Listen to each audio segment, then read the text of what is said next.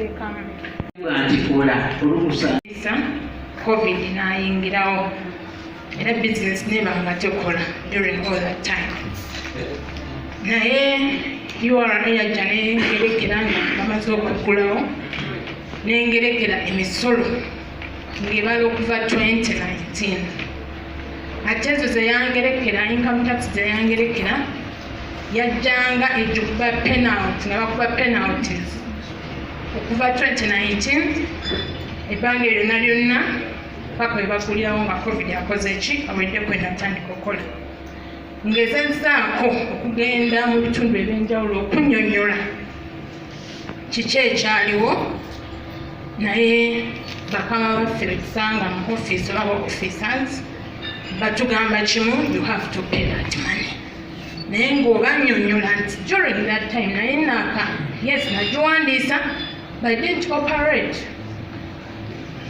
naye tulemeddwa nemeddwa okuyambibwa mpaka nakati sente bagenda bazikubako penalty ate bagana zijjawo ate nga sereeto badde nali zikikola kati nze obuzibu bwe nnina nayanzayo ayakasembayo wa furniture business wagiwandisa nojja neweewandisa ku musolo n'osobola okufuna tiimu njagala omukyalo oyo andabe gwenjogera naye 19 ekyandibadde kisinga obutuufu bw'oba tonnasimbula wabaawo okusoomooza owandibadde ogyewaffe n'otugamba nti tiimu eno nsaba mugisibise waliwo ebitatambula bulungi tugisibiseemuko bwe tugisibisa kitegeeza tegenda kuyitako musolo tukulinda paka lwoneetereeza okomewo tuge nti kati tukole eki mugizuukuse kyebayita reactivate ne deactivate naye bwe bibanga tebyakolebwa nga kati kuliko omusolo kubanga bwe kwagendako omusolo gwo gwe bakwestimatinga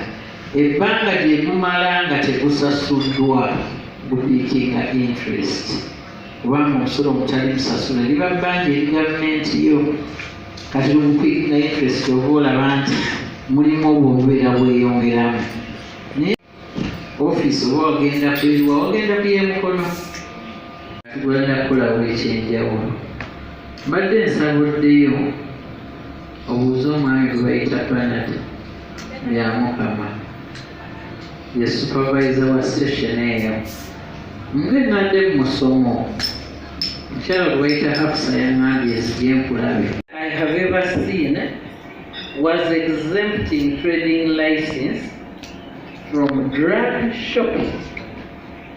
You did talk about pharmacies, so I don't know how you're included in that way, because a drug shop is different from a pharmacy. So what I have ever seen in form of rugusa to trade or license zembadde nteesa tusabe ekiraga nti sente z'osasudde ziriko ekipapula ziriko receipt income tax ezo egy'emiwendo olina ebigyogerako tulyoka ate tudde ku musolo kubanga bino byoyogedde byonna nze bwe mba mbala omusolo expense zo mbikukkiriza n'obitoolako kasita biba nga biri mu business name oba biri mu mannya go ng'omuntu olina obitoolako kubanga bw'otasasula license tojja kukola kati license nekuyamba okukuŋŋaanya ziri zeneetaagako omusolo bw'otasasula rent era tojja kukola kati buufu bwe bumu nze mba nkwetaaga bino bisasule nze ne bw'ona ogyewange nga bwe nyinyonnyodde omukyala ti bwe tuba tubala omusolo bwe noonya omugatte gw'ensimbi ezaayingira tutandike okutoolako ensaasaanya ya bizinesi bwe kuba kusuubula emiwendo tugitooleko bwe kuba kusaasaanya kwa bizinesi mwe muli zilayisinsi zino mwe muli renti mwe muli amasannyalaze mwe muli ne looni bw'oba wafuna looni aka interest kogenda osasula funa omugatte gwako mu mwaka ogwo nako katooleko kitegeeza nja kuba nkuwewudde ku nsaasaanya yonna mbeere ng'omusolo ngubalira ku ssente ziri netwandibadde tugamba nti ge magoba gaffe. Eryo etteeka likyabuzeewo kubanga buli kye tukola kiri mu tteeka. Sugaana baba bannamwandu, naye namwandu oyinza okuba nga bamulekera kalina, naawe atali namwandu gy'otalina ng'atajjamu ensimbi. Kati ebintu bwe tuba tubitunuulira tetuteekamu nnyo fiiringi nti namwandu, ffe tutunuulira ayingiza mmeka. Kati namwandu bw'aba ng'alina ennyingiza ng'ate ennyingiza gy'alina teweebwanga buweweero, omusolo akutuwa. Namwandu bayinza okuba bamulekera obuyumba buwerako buli 20.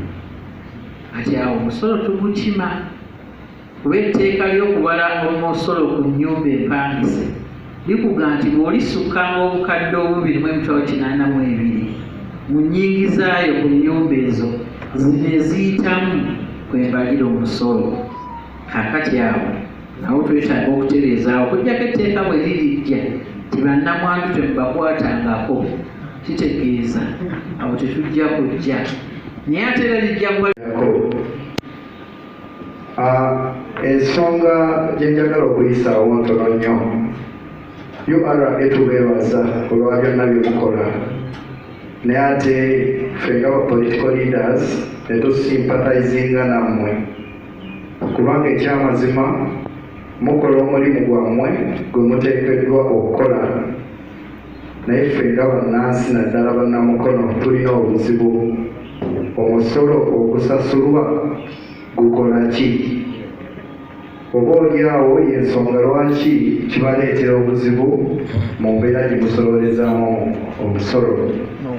Bw'otunuulira mukono nga bweyimiridde olaba nga buli muntu alwana okukola, naye ekyamazima bw'otunuulira enguudo zaffe, bw'otunuulira kasasiro na buli kimu ne weebuuza nti gavumenti omusolo ogusasulwa abantu baguteeka wa. So okusaba kwange kuli bwe kuti singa gavumenti ekyusa mu ngeri gyesaasaanya omusolo, oba oliawo n'abasuubuzi banene abali wano kijja bbanguyira okubeera nga basasula omusolo.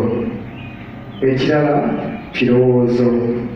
Emisomo gino mirungi ate gitugattako kubanga nange ndi musuubuzi, naye nandisabye nti bwe tuba nga tulina enteekateeka bweti tugiwe obudde, naddala tulina ba L1 chairpersons, abantu bano gye bava, bwe tubawa information eno ng'obudde bukyali basobola okutuukirira abantu bano ne babayitamu bwaba nga bafacilitatingiddwa, oba oliawo next time tunasobola okufuna namba esingako neeno.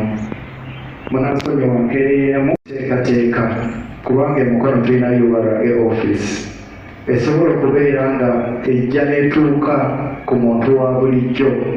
Omuntu atuuka ekiseera URA nga tagirabanga poliisi naye nga agirabanga institution eriwo okuyamba omuntu wa bulijjo.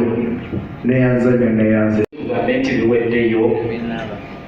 Ensonga yange era egenda eri abakulu aba URA nti tufuna obubaka nti oba osasudde omusolo, oba osasudde oba waliwo oba osasudde ne bakuweereza that notification. Naye enkozesa y'emikutu gino ndaba nga etutawaanyamu ffe abatamanyi kozesa websites za URA. Nti kati oba ofayiringa otya, for example nganze nafunako agency notice era accounts zange bazigala for some time. Finally nakifearinga kuba kyali kiwambuko, naye tufuna obuzibu ffe ng'abatamanyi nnyo kukozesa gino mikutu, engeri gy'oyinza okutuukirira abantu abo. Ate nga sometimes bw'oba ogenze ku office tofuna buyambi obwo nga bw'ofuna ng'oba oyise ku mukutu guno gwennyini, kuba tebakwagala kukulabayo, baagala oyite ku mukutu. So tusobola okufunayo emisomo gy'engeri gy'okukozesaamu omukutu ogwo nga batufayiringa oba nga tukola ene complaint naye ng'etugondezaamu paka ku muntu ono owa wansi okuba nga tetufuna nnyo obuzibu n'emikutu egyejja ne computer gikozesa. Mwebale nnyo. Ngembe Musa Saka ndi Trust Saloon Seera. Kembuuza URA emukola kisaaki kusooka kubuuza wano okola ssente mmeka ndyoke nkugerekere omusolo kubanga lumu badde ewange mu saaluuni nali siriiwo waliwo bakozi bange bagamba URA ereese ekipapula era batusabye layisensi yo kwebasinzidde baagala ki musolo nembuuza mugereka bugeresi wemutege musooka kola kisaaki nnyingiza ntya nfulumya ntya nanze wa saaluuni era nakati kikyanumya omutwe.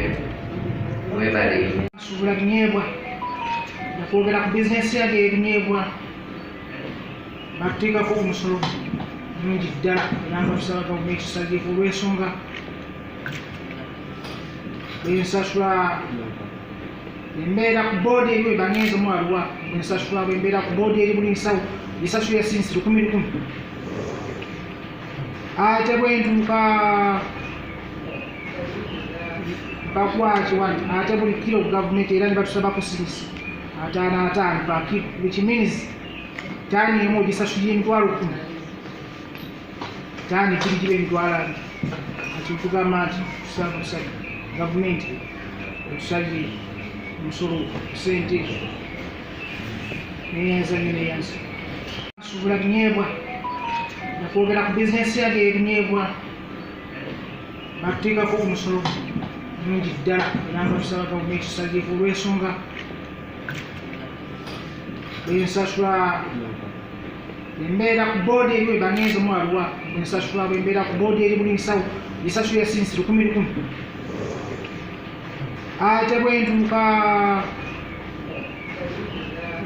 bakwaki wani ate buli kiro gavumenti era nibatusabako sirisi 5 pa kiro which means taani emu ogisasula emitwalo 10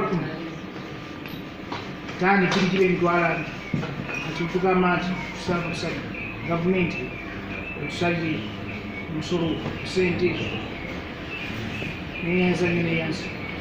Bano basindikanga okugalawo amaduuka nga tetunaba kusasula omusolo bate bo tebadda ku ebyo bo olujja bagamba batunaba kusasula bo bateekako oluusi kuteesa ekofulu kati abantu abo banabanyonyola batya okwawula nti ebizinesi waliwo bizinesi zitateekeddwa kusasula musolo banayawula batya. Ndi musajja asaabaza abantu era nga ndi wa boodabooda naye nga mutuleetera emisomo gino egy'emisolo senga we mutuleetera emisomo nti tukoze kino senga twamulibwa gibawa naye maama wagenze n'ogamba nti bizinesi etakuza miliyoni ejokizaamu miliyoni 10 ng'omwaka nzika boodabooda akange kenvuga tekaweza miliyoni meka 10 naye kawa omusolo lwaki munjijako omusolo ng'ate tekaweza miliyoni meka miliyoni 10 nange nsaba banzirimu ekintu bwa kusuubula kasooli n'ebijanjaalo naye tulina obuzibu bwe tusanga sasudde era nga ne bisiiti bagikuwadde ate bw'oyingira wano ate nayo ne bakukyaginga kati mbadde mbuuza emisolo egyo egyeyinza kuba nga mugibalagijja ku mulimu gw'omuntu gw'aba naye ng'anyonya 10. Ekyokubiri mutugamba nti wano mwalanze kasiita ate ndabanga ab'omusolo bennyini. Kasiita akolagana n'abasuubuzi. Kati ekituufu kyekirwa kye tuba tutambula nakyo. Badde tokaayana. Emitwalo 2 gabanyamu emyezi 12. Ye income tax gw'ompa advance income tax bwe mubala nze URA. Sigambye PSV etotwalayo sinze ndikujjako ndi ku advance income tax. Kati bw'obeera wa tax eyina emitto 14 buli mutto gwa mitwalo egi buli tax epa emitwalo 28 nga advance income tax omwaka.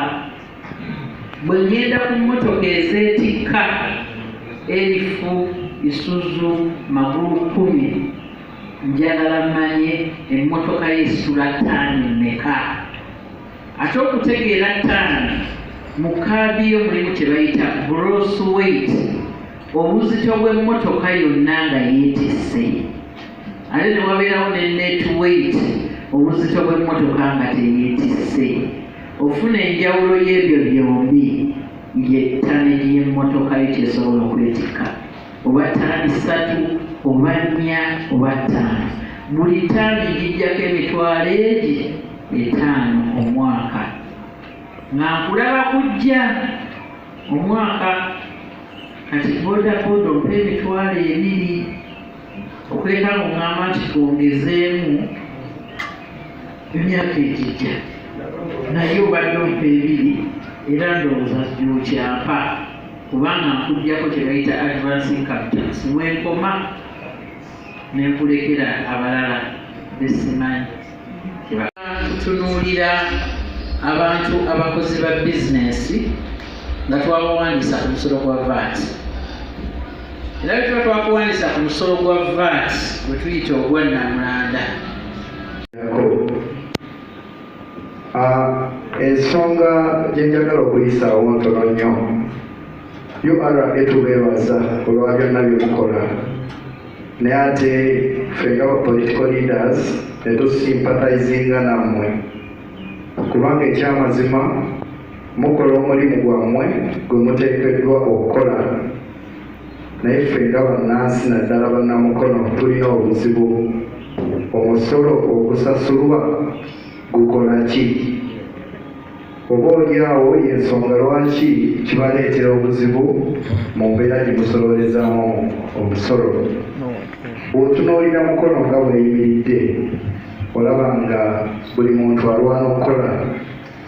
Naye ekyamazima bw'otunuulira enguudo zaffe, bw'otunuulira kasasiro na buli kimu ne weebuuza nti gavumenti omusolo gusasulwa abantu baguteekawa. So okusaba kwange kuli bwe kuti singa gavumenti ekyusa mu ngeri gyesaasaanya omusolo, oba oliawo n'abasuubuzi banene abali wano kijja banguyira okubeera nga basasula omusolo. Ekirala kirowoozo. Emisomo gino mirungi ate gitugattako kubanga nange ndi musuubuzi. Naye nandisabye nti bwe tuba nga tulina enteekateeka bweti tugiwe obudde naddala tulina ba L1 chairpersons abantu bano gye bava. Bwe tubawa information eno ng'obudde bukyali basobola okutuukirira abantu bano ne babayitamu bwaba nga bafacilitatingiddwa. Oba oliawo next time tunasobola okufuna namba esingako neeno. Munasonyiwa nkereeremu Tugambe nti biweddeyo naye akasembayo wa furniture business wagiwandiisa